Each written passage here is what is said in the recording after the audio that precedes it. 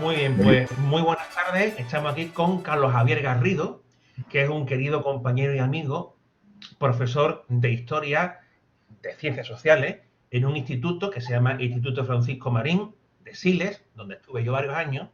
Él es de Guadix, de la tierra de Granada, y es doctor en Historia con una tesis sobre los moriscos. Una pregunta extra de los moriscos que suele caer en las pruebas de acceso a la universidad, aquí en Andalucía.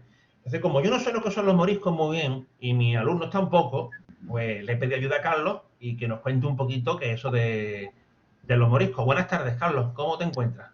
Hola, buenas, Fernando. Pues bien, aguantando el chaparrón con este confinamiento y el COVID, que esperemos que pase pronto, pero con muchas ganas de trabajar también. Y trabajando mucho, tú tienes un blog, ahí voy a poner abajo la dirección, que mis chavales están hartos de plagiarlo, porque cada vez que le digo que me contesten a las preguntas cortas de selectividad van directamente a tu blog, cortan y pegan y ni relaboran ni nada. Hombre, Perfectamente. la idea es que lo utilicen, no que lo plagien, no que lo plagien, pero bueno. Eso es. De hecho, esta misma tarde les he mandado yo algunas preguntas cortas más y le he dicho, está terminantemente prohibido plagiar de este blog. Y pongo la dirección, pero eso no significa que no tengáis la obligación de consultarlo. ¿Eh? Que ahí yo creo que está la clave, ¿verdad? Está en utilizar las herramientas, pero utilizarlas para pescar tú. Eso, no se trata de darle el pez, darle el pescado, sino darle la caña y enseñarlos a pescar, como se suele decir, ¿no? Porque el estudio tiene que ser comprensivo, no simplemente memorístico. Entonces nosotros tenemos que coger diversas fuentes y hacerlas nuestras, evidentemente, comprendiéndolas y dando nuestra propia redacción, nuestra propia visión del asunto. Que es lo que nos va a dar puntos de selectividad, precisamente. Va a marcar la diferencia. Ahí está. Esa es la diferencia, eso lo he dicho muchas veces, la selectividad es una competencia. Si todos respondéis de la misma manera, cuando el corrector lleve 10 exámenes corregidos, es decir, bah, bah, bah, bah. Sin embargo, cuando se encuentre alguien que presente una diferencia, entonces va a tender a poner más notas, que es de lo que se trata. Es un poco como la receta, una receta. La receta de la tortilla de patata o de la albóndiga de choco es la misma, pero luego cada uno tiene su secreto. Entonces tú tienes que conocer la receta. Pero luego la manera de hacer la receta ya es distinta, ¿verdad, Carlos? Efectivamente, y es lo que cuenta, porque esto es una competencia. Y después los correctores de selectividad en realidad tienen 100 y pico exámenes que corregir en 3 días. Y entonces marca mucho la subjetividad, no es solo la presentación que tú des al examen, sino también que esté bien redactado. Y después la originalidad también. Todo eso marca muchísimo en la nota de selectividad. Muchas veces los alumnos se indignan y dicen, pero hombre, entonces depende mucho del carácter subjetivo del corrector que te toque. Y digo, sí, es que es así, tristemente, pero es así. ¿Vale? Claro. Y simplemente lo que vamos a jugar a traernos al corrector a nuestro terreno, ni más ni menos. Sabiendo que es así, vamos a utilizarlo. Eso es, pues vamos a ver si entre tú y yo podemos darle algunas pistillas a los chavales. A ver, vamos a ver qué es esto de los moriscos, porque yo aquí en mi tierra moriscos no tengo. Me explico. Aquí en la Andalucía occidental lo que tenemos son mudéjares. Y no mucho. Porque cuando Fernando III el Santo y Alfonso X el Sabio conquistan el Valle del Guadalquivir, después del 1212, de las Navas de Tolosa, hay una rápida conquista.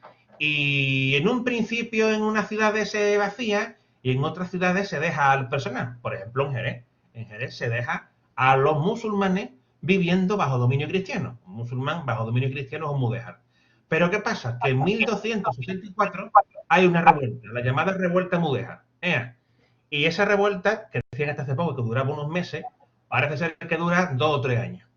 Y después de resolver la revuelta mudéjar, Alfonso X dice que ya no se queda ni uno y lo echa a todos.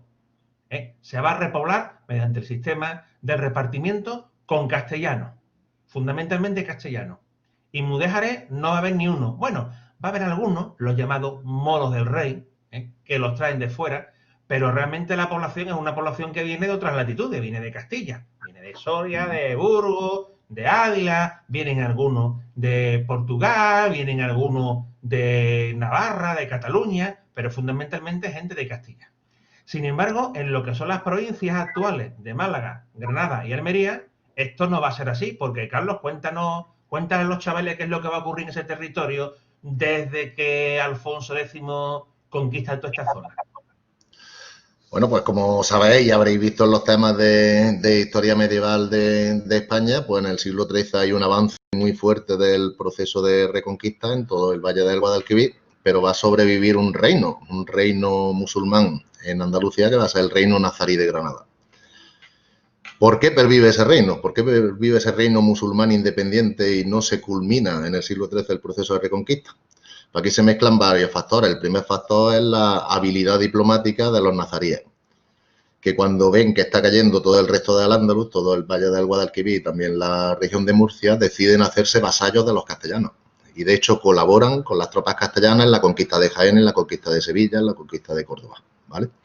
Aparte de eso, era un reino que contaba con aparte de una agricultura de subsistencia, era lo típico en la Edad Media, contaban también con una agricultura comercial, basada en productos como era la cría del gusano de seda para la elaboración de tejidos y también cultivos que tenían mucha exportación a los mercados europeos, como era el tema de la uva pasa y del azúcar. Eso le permitía tener unos ingresos muy fuertes, económicos muy fuertes, que le permitió pagar las parias a Castilla. Es decir, esa especie de impuestos anuales a cambio del cual los castellanos siguen respetando su independencia. Posteriormente ya, en lo que es el siglo XIV, coincidiendo con la peste negra, los enfrentamientos nobiliarios en Castilla, la crisis interna castellana es lo que termina de permitir que precisamente el reino nazarí de Granada pueda sobrevivir hasta el siglo XV. Cuando terminan esos problemas internos castellanos, gracias a la política de los reyes católicos, de establecimiento de un estado autoritario que va a someter a la nobleza, es precisamente cuando ya el reino de Granada tiene sus días contados, en el proceso de conquista que realizan los reyes católicos entre 1482 y 1492.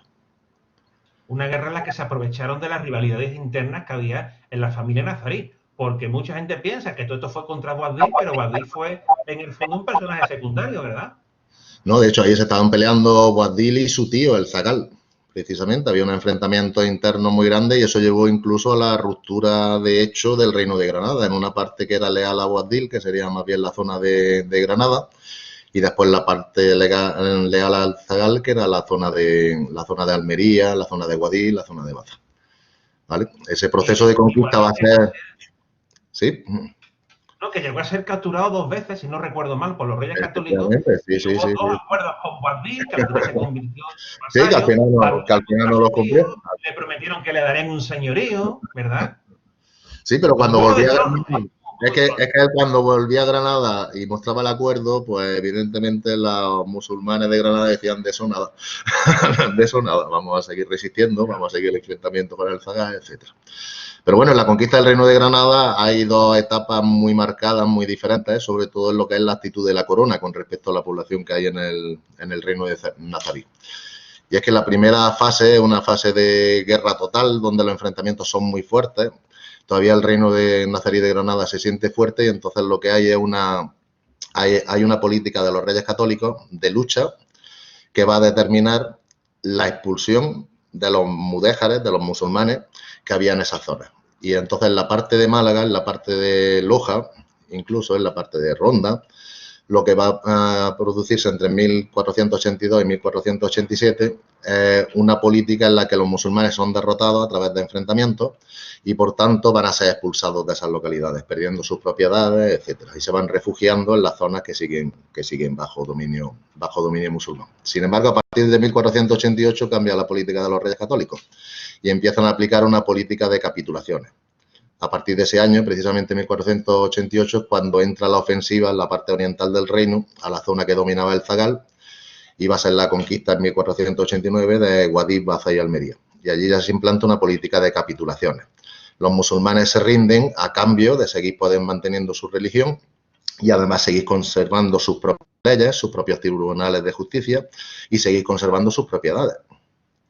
Entonces ahora, en esta parte y en esta segunda fase es cuando se empiezan a generar mudéjares en la zona oriental del Reino de Granada y ya definitivamente esa política se aplica también en la caída del último bastión, que es ya la ciudad de Granada, que ya capitula a finales de 1491 y se entregará a los Reyes Católicos el 2 de enero de 1492, bajo una capitulación con estas condiciones que acabo de referir. Entonces tenemos un reino con dos partes muy distintas, una parte occidental que sería la zona de Málaga, donde se sigue el esquema que has comentado antes, Fernando, de Jerez de la Frontera, donde hay una Hay un vaciamiento de población musulmana, quedan en algunas zonas rurales, en algunas zonas de señorío, pero lo que son las ciudades son todas repobladas, con población proveniente sobre todo del Valle del Guadalquivir, aunque también hay castellanos. Y después la zona oriental, donde vamos a tener una gran masa de población mudéjar. Esta situación se va a mantener, por ejemplo, en la zona oriental del Reino de Granada, lo que es Guadix, Baza y Almería, solo hasta 1490, solo se cumple un año las capitulaciones. Hay un intento de sublevación, ven los mudéjares de Guadix, Baza y Almería que sigue resistiendo Granada y dicen no hemos rendido muy pronto. Hay una serie de conspiraciones para sublevarse y unirse a Boabdil en la resistencia, pero al final toda esa sublevación es desarticulada y eso provoca que se expulse a los mudéjares de las grandes ciudades. Y, por ejemplo, Guadix solo se les permite vivir en un barrio, que es el barrio de Santana, que es donde yo me crié, que se convierte en la morería de la ciudad. Lo mismo sucede en Baza, lo mismo sucede en Almería y se inicia un proceso repoblador. Muchos investigadores dudan de que esa conspiración fuera real. Hubo un conato de sublevación en Fiñana, que es una población que está entre Guadix y Almería. Pero ya todo el mundo está más o menos de acuerdo en que fue la excusa de Fernando el Católico para expulsar a los mudéjares de las ciudades y asentar un núcleo fuerte, cristiano viejo, en las ciudades que acabara controlando el medio rural en el que dominaban ampliamente la población mudéjar. Muchos hablan incluso de un sistema pseudocolonial, en el que vamos a tener una población mudéjar en el campo que va a trabajar para mantener y va a estar dominada y va a estar controlada por las élites castellanas que se asientan en las ciudades, precisamente. Ajá. Te comentaba que yo había leído que los reyes católicos llegaron a pagarle el billete de barco a algunos para que se fueran a África. Sí, eso se hizo para descabezar a la sociedad granadina, tanto en el ámbito político, esto se hizo mucho con los altos cargos del Estado, incluido el zagal, incluido Boabdil, que al final se les paga el transporte al norte de África, se les ponen barcos para que se puedan ir y además se les permite llevar todos los bienes muebles que quisieran, incluidos metales preciosos, incluidos sedas, joyas, etcétera, ¿vale? Todo eso con la intención de que no quedara una élite que pudiera dirigir políticamente a la sociedad granadina, ahora mudéjar, sometida a los castellanos. Y por otra parte también se actuó mucho con los alfaquíes, no solo, es decir, con los dirigentes religiosos, para descabezarlos también en el aspecto religioso, ¿vale? No solo permitiéndoles emigrar al norte de África, incentivando eso, que emigraran al norte de África, sino también incentivando su colaboracionismo con las autoridades castellanas a través de regalos, a través de dádivas, a través de cargos públicos, etc. ¿Vale? Aunque digamos que el trato en un primer momento fue un trato generoso en comparación con lo que había ocurrido durante la guerra, ¿no? Porque, por ejemplo, el saqueo de Málaga creo que fue terrible, ¿no? Creo que terminaron ahí esclavizados 11.000 personas, una cosa así. Pero ahí en la parte oriental que tú nos cuentas fue un trato moderadamente generoso por parte de los reyes católicos, ¿no? Sí, yo creo que los reyes católicos se dieron cuenta de una cosa, que el reino de Granada era muy rico, como hemos comentado antes, que es lo que le permitió sobrevivir, y que se seguían con esa política de guerra total y de expulsión de la población musulmana, al final iban a tener un reino totalmente despoblado y además era un reino que estaba en situación fronteriza, que estaba muy cerca del norte de África. Se convierte en frontera marítima del reino después de su conquista. Y eso es lo que yo creo que marca el cambio en 1488, cuando dicen, no, vamos a conservar a la población, pero yo quiero una población totalmente sometida, que no pueda recuperar su independencia política, por eso me cargo a la élite política, ni que siga manteniendo su cohesión religiosa, que es el elemento de diferencia con respecto a los castellanos que van a dominarlo, ¿vale? Entonces sí, una población que queda, pero sometida y controlada, ambas cosas. Ajá. Y ahí tuvo bastante que decir Fray Hernando de Talavera, que era confesor de Isabel la Católica, ¿no? Y fue en gran medida el que le aconsejó que el trato fuera respetuoso con estos mudéjares. Sí, de hecho, bueno, yo creo, esto ya es una opinión personal, yo creo que pesaron más la idea geopolítica y económica de Fernando el Católico que lo que pudiera decir Fray Hernando de Talavera, pero lo que sí es verdad es que Fray Hernando de Talavera es un personaje básico en la evolución posterior que va a tener el Reino de Granada. Él, como has dicho, era confesor de Isabel la Católica y es nombrado primer arzobispo de Granada. Se establece una sede arzobispal en Granada. Y él desde el principio tiene una obsesión y es la de conseguir que esos mudéjares acaben siendo cristianos, pero a través de métodos pacíficos, a través de la persuasión, ¿vale? A través de una política evangelizadora en la que intenta que el clero conozca el árabe para que pueda predicar a los mudéjares en árabe, realizándole buen trato, También, y de hecho los mudéjares granadinos conocían a Fray Hernando de Talavera como el gran alfaquí. Es decir, sí.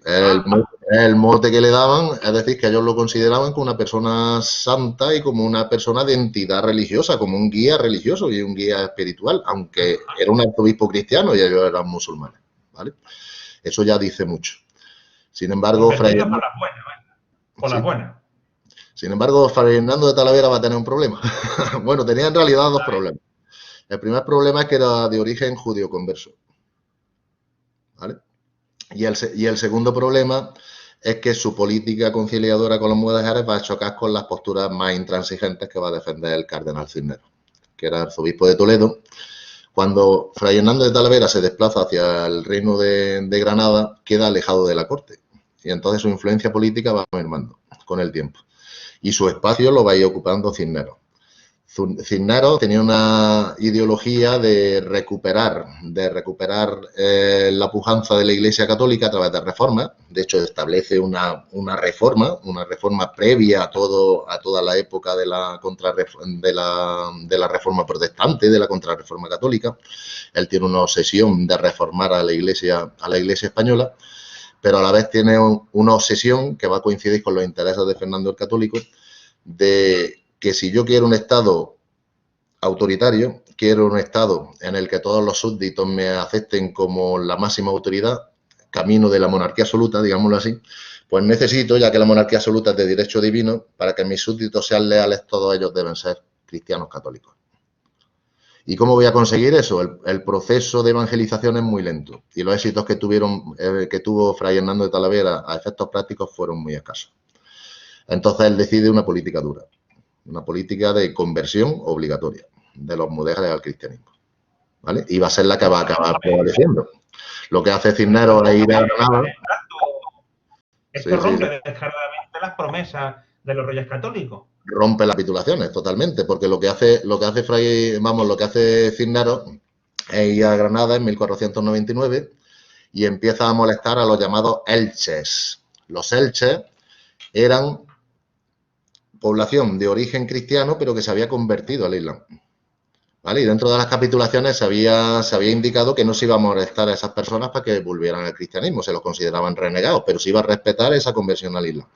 Lo que hace Cisneros es obligar a los elches a convertirse e inicia una política de presión religiosa. Frente a eso se van a sublevar los mudéjares granadinos, sobre todo, no solo en el principal barrio mudéjar de Granada y después morisco, que es el Albaicín, sino también en la zona de la Alpujarra. Aprovechando esas sublevaciones cuando se decreta y se hace, de hecho, la conversión obligatoria de los mudéjares granadinos al cristianismo. Y entonces cuando se convierten en moriscos, evidentemente. Ahí quería los moriscos en el reino de Granada. Antes de decirle a los chavales, porque muchos no saben dónde están las Alpujarras, que yo en alguna ocasión les he puesto en el examen dónde está el río Guadalete y había no pocos que no sabían que el río Guadalete estaba aquí en Jerez. O sea que ya de las Alpujarras ni te cuento.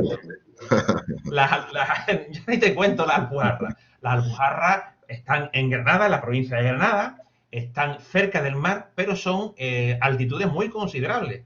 Y eso implica que a nivel defensivo están bastante bien defendidas y por tanto una rebelión ahí tenía su importancia, ¿no? Porque era difícil llevar las tropas.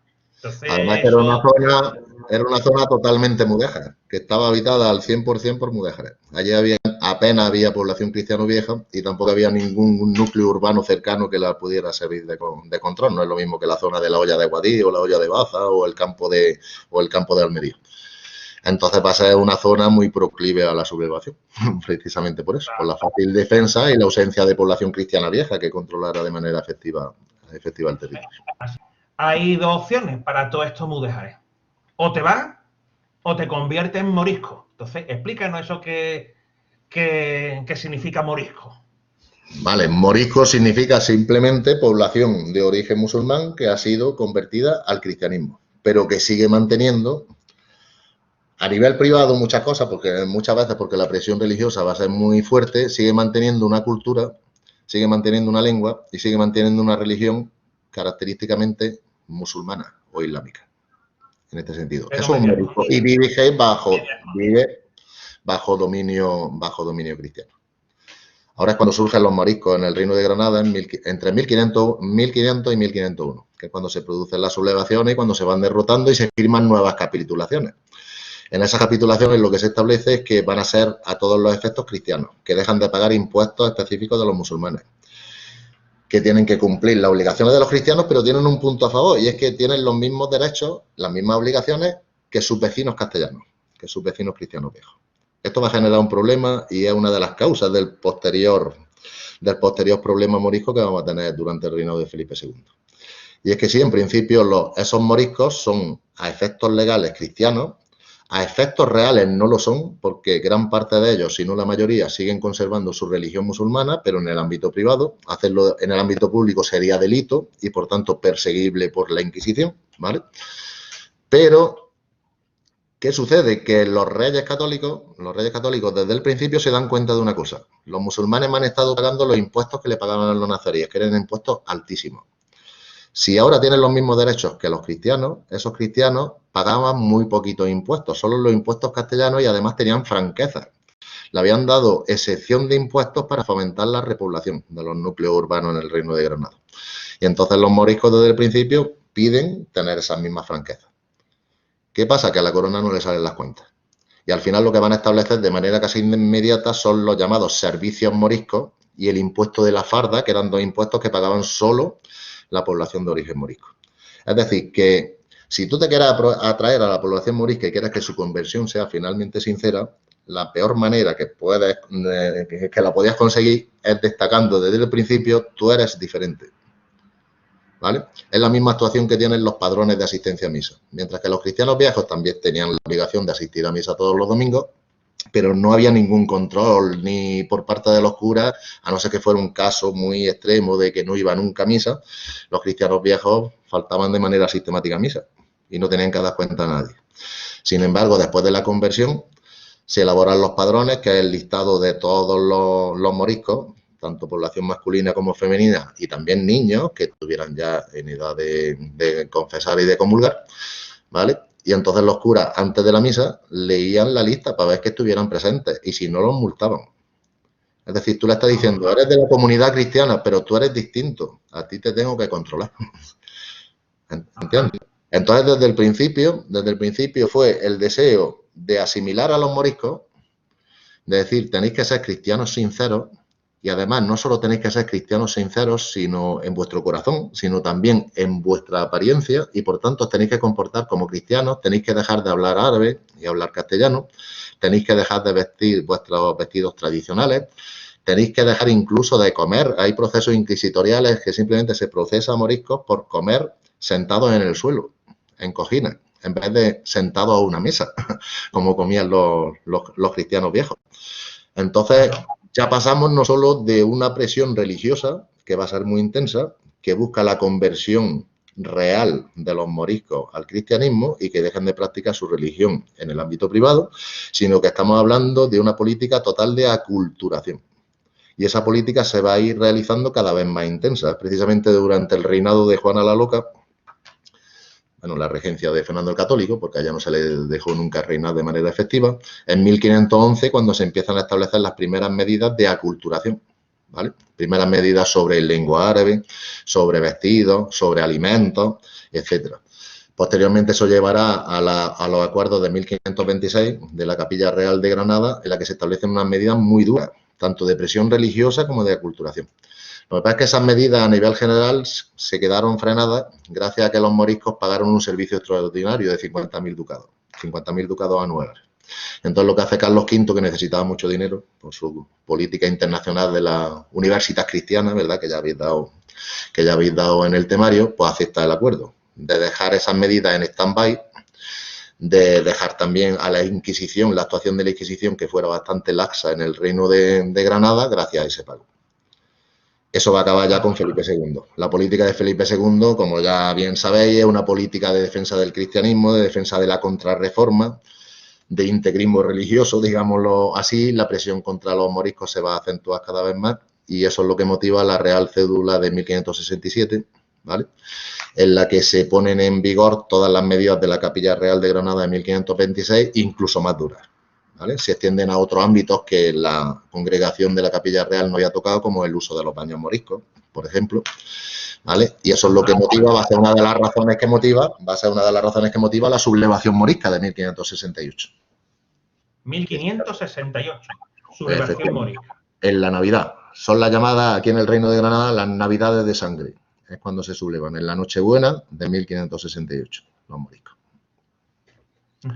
Oye, pues yo creo que los chavales ya tendrán muy claro quiénes son los moriscos, pero te voy a pedir un favor, que nos podamos reunir otro día, tú y yo, dentro de poco, a lo mejor la semana que viene, y les contemos a los chavales qué pasa con esos moriscos después, ¿eh? Qué pasa con Felipe II y sobre todo qué pasa con Felipe III, porque tú sabes también como yo que la pregunta de la expulsión de los moriscos con Felipe III cae en selectividad sí o sí, ¿verdad? Sí, sí, ha salido muchas veces, sí. A caer sí o sí. Así que 1.000.000 de gracias, Carlos. Y a ti me ha encantado recuperar las conversaciones de historia contigo, que ya la echaba de menos, hombre. Te fuiste de la ciudad. Yo he aprendido muchísimo con todo lo que has contado. Espero seguir aprendiendo. Y bueno, gracias por tu tiempo. Y desde aquí ya te convoco para dentro de unos días o de una semana que nos cuente un poco la segunda parte, porque me parece un tema fascinante y además a los chavales que les va a servir muchísimo para la selectividad, porque es que yo le he dicho, mira, hay 3 preguntas que van a caer sí o sí, que son la conquista de Granada en 1492, la expulsión de los moriscos y los decretos de Nueva Planta. ¿Correcto? Bueno, los decretos de Nueva Planta son un clásico, ¿eh? Eso no puede faltar en un examen de selectividad. Es un clásico. Y en este año de COVID, que tenemos tan poco tiempo, tenemos que machacarle lo que creemos que va a caer en selectividad. Así que, Carlos, 1.000.000 de gracias, ¿eh? No, gracias a ti. Muchas gracias. Nos vemos.